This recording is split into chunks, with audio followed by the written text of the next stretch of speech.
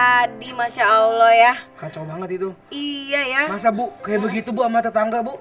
Rumah tetangga disebor air kotor, disebor, ditebar-tebar sampah gitu Bu. Kotoran gitu kan ya. Mohon maaf Abi, Alif orangnya sabaran. Alif kalau punya tetangga kayak gitu mah nyiram-nyiram sampah ke rumah Alif. Iya ya. Gak Alif apa-apain. Gak Alif ajak berantem. Enggak, terus diapain dong? Paling pas tidur Alif masukin kobra. Nah, daripada bingung kita manggil Pak RT nggak ada, Pak RW nggak ada, kita Iya. langsung aja manggil Pak Ustadz gitu. Supaya lebih enak, yang pasti jawabannya udah paling bener deh Iya. tuh. Gimana tuh, Abi? Sebaiknya gimana tuh Abi tuh? Iya.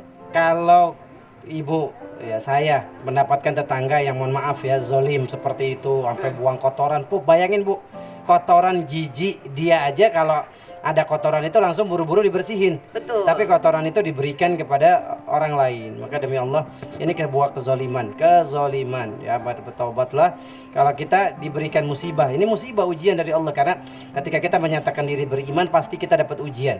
Nggak mungkin ibu ngomong saya beriman kemudian hidup tidak ada masalah.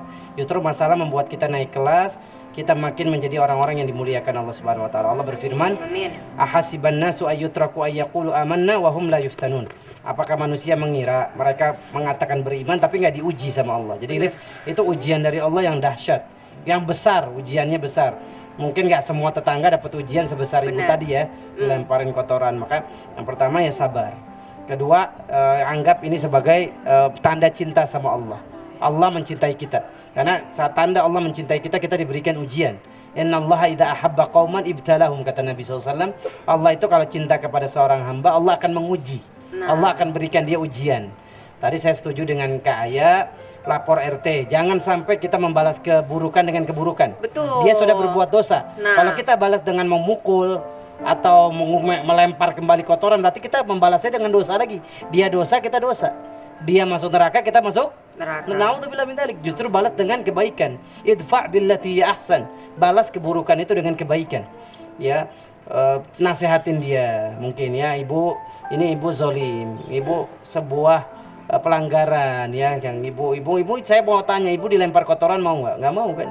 Iya. Begitupun orang lain. Ini mumpung saya yang kena orang beriman, saya tahu ini ujian dari Allah, mohon jangan diulangi lagi, kasih kesempatan kedua. Insya Allah kita berdoa sambil tahajud, sambil sholat duha, kita sholat, ya Allah beri hidayah tetanggaku, beri petunjuk hati dia, jangan sampai menzolimi saya lagi. Berarti kalau misalnya dia ngezolimin kita balas juga, kita termasuk golongan zolim juga berarti. Sama. Nggak ada bedanya kita sama dia. Jadi Suami kita, selingkuh, Suami selingkuh. kitanya juga ikut selingkuh, suaminya zina, istrinya zina, sama-sama naudzubillah min dzalik, dosa. Nauzubillah min dzalik.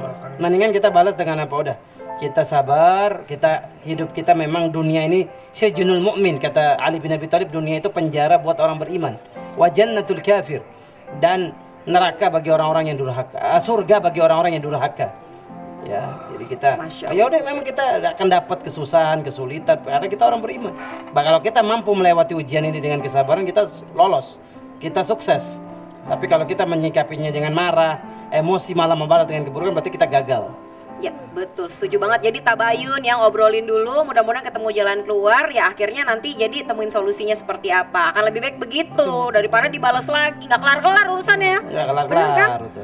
Ya udah, kita kasih kesempatan lagi nih buat ibu-ibu yang ada di sini buat bertanya sama Abi. Di Abi kepo deh. Maju lagi aja saya ngadepin ibu-ibu ini. Siapa ingin bertanya cinta-cintaku, sayang-sayangku, sebelah mana? Oh kamu ingin bertanya, silakan Jessica Iskandar. Assalamualaikum warahmatullahi wabarakatuh. Waalaikumsalam. warahmatullahi wabarakatuh. Nama saya Tahyuyun dari Majelis Taklim Nurul Iman dari Lewiliang Bogor. Abi Kepo deh. Abi Kepo deh. Inisiatif bagus. Belum Abi ini disuruh. saya mau bertanya. Saya nih punya teman. Teman itu orangnya sholatnya rajin. Gibah nih. Gibah nih. Ini udah pasti gibah nih, Bi. Ngajinya rajin. Ngaji, rajin. Pokoknya dia ahli ibadah lah Bagus, gitu. bagus nih. Ujungnya dengerin nih, Bi. Nih pasti gibah nih, Bi. Ahli ibadah. Iya. Cuma dia suka komentarin hidup orang Tuh gitu, kan, Bi. Ustaz. Bener gibah kan, Bi? Kalau gibah dia nyebutin nama orang. Berarti nggak apa-apa ini? Kan nggak apa-apa, kan nggak nyebutin nama orangnya. Ini gimana? Enggak, masalah pas dia ngobrol ibu yang ini nunduk. Biasa diomongin. Iya. Oh, panas, saya kira Justru ente yang nuduh berarti. Ente yang nuduh. Maaf. Terus suka ngusilin hidup orang lah, pokoknya lebih gitu. Terus itu hablum minanasnya harus gimana itu orang kayak gitu. Berarti dia orangnya sebenarnya kalau dilihat secara keseluruhan alim gitu Bu ya, rajin sholat, rajin ibadah, ngaji segala macam, cuman suka ngomongin orang, suka ngusilin orang. Nah, hablum minanasnya Ya, gimana, Bi, itu? tadi kita udah ngomong ya, Bu. Orang yang ibadahnya bagus kepada Allah tapi tidak merubah akhlak dia kepada sesama manusia, maka ibadahnya nih bolong, kosong. Ya, karena kita beribadah kepada Allah tujuannya melembutkan hati kita, membersihkan hati kita. Jadi tujuan ibadah itu apa sih? Tadallul, menghinakan diri kepada Allah supaya kita rendah hati menjadi pribadi tawadhu. Di antara sifat hamba Allah itu apa sih? Allah Subhanahu wa taala berfirman, "Wa ibadur rahmanil ladzina yamshuna 'alal ardi haunan." Orang-orang hamba Allah yang benar tuh ketika dia berjalan di muka bumi ini tawadhu, rendah hati. Dia tidak sombong, ya dia tidak kepo tadi ngurusin urusan orang. Ya ingat, urusan kita masih banyak, dosa kita masih banyak, belum tentu dosa kita sudah diampuni Allah. Ngapain ngurusin dosa orang lain, ngapain ngomentarin orang lain. Seperti ibu punya rumah, halaman rumahnya kotor, tapi sibuk ngurusin halaman rumah orang, disapuin, halaman rumahnya masih berantakan. Ini orang pintar apa enggak nih? Nah udah, sibuk sama halaman dosa kita yang begitu banyak, bersihin dengan taubat, istighfar.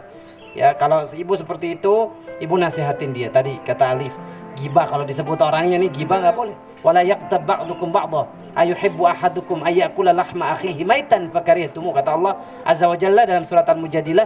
Orang yang suka ngomongin aib orang lain sesungguhnya dia memakan bangkai saudaranya sendiri. Kenapa disebut memakan bangkai orang yang gibah? Karena orang yang digibahin ini nggak tahu, maka disebutnya bangkai mati. Bangkai mati yang sudah mati bau menjijikan. Nah, dimakan setiap hari sama kita. Ketika kita mencarakan aib orang lain, kita memakan bangkai.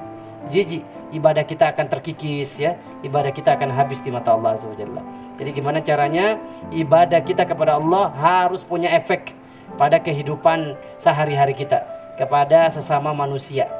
Jadi saya ceritakan dalam hadis riwayat Imam Tirmidzi, di zaman Rasulullah ini wanita ahli sholat, ibadahnya bagus, puasanya bagus, sampai karakternya dia bagus di masyarakat. Ini orang soleha, wanita soleha, tapi mulutnya tajam, mulutnya bagaikan pisau, lidahnya bagaikan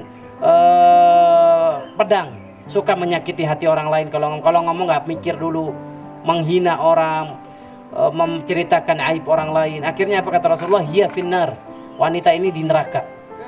Na'udzubillahi min dzalik. Jadi ibadah kita kepada Allah harus membuat kita berakhlakul karimah. Bukankah Nabi kita Muhammad diutus di muka bumi ini untuk menyempurnakan akhlak? Innama bu'ittu liutammima makarimal akhlak. Saya diutus di muka bumi ini untuk menyempurnakan akhlak. Ya, dulu orang suka bunuh-bunuhan. Islam datang, ya, satu nyawa seperti membunuh seluruh manusia. Islam datang untuk menyempurnakan akhlak manusia. Jadi Apa harus manfaat balance. kita bicarakan aib orang lain? Apa? Ya, yang bermanfaat adalah kita ngurusin aib diri kita. Yang bahagia itu orang yang sibuk mengurusi aib dia. Nabi Muhammad SAW bersabda, "Tuba liman syaghala an uyubihi min uyubin nas." Orang yang bahagia, orang yang sibuk mencari aib dirinya sendiri dan lupa dengan aib orang lain. Itu orang bahagia. Walaupun yang digibahin fakta juga tetap dosa. Karena fakta disebut gibah. Kalau bohong namanya fitnah. Nah, jadi nggak boleh. Saudara kita zina, ini tetangga kita zina. Zina haram, zina itu haram. Dilaknat oleh Allah Azza wa Jalla ya. Perbuatan yang diharamkan Allah. Antum ceritain, oh ini perempuan ini nih zina. Itu menceritakan aib dia. Stop. Siapa tahu malamnya dia istighfar, taubat. Akhirnya Allah ampuni dia, sementara kita dosa kita aib.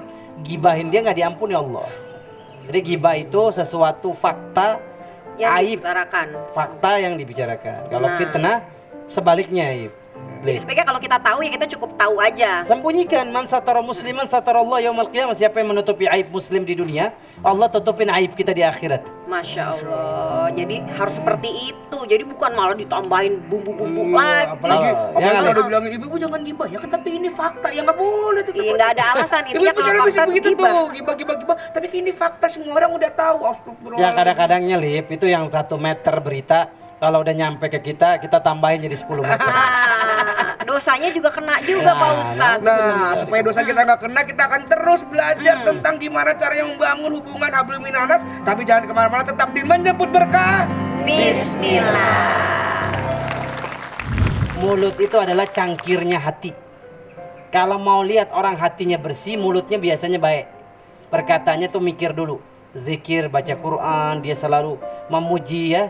Tapi kalau naudzubillah min dzalik, hatinya kotor, hatinya busuk, hatinya tidak bersih, mulutnya akan menyampaikan kalimat-kalimat yang gak baik. Ngelihat orang gemuk, jalannya susah begitu, dia ngomong begini, ih jalannya kayak penguin. Berarti hati dia kotor, hati dia naudzubillah min dzalik. Ya.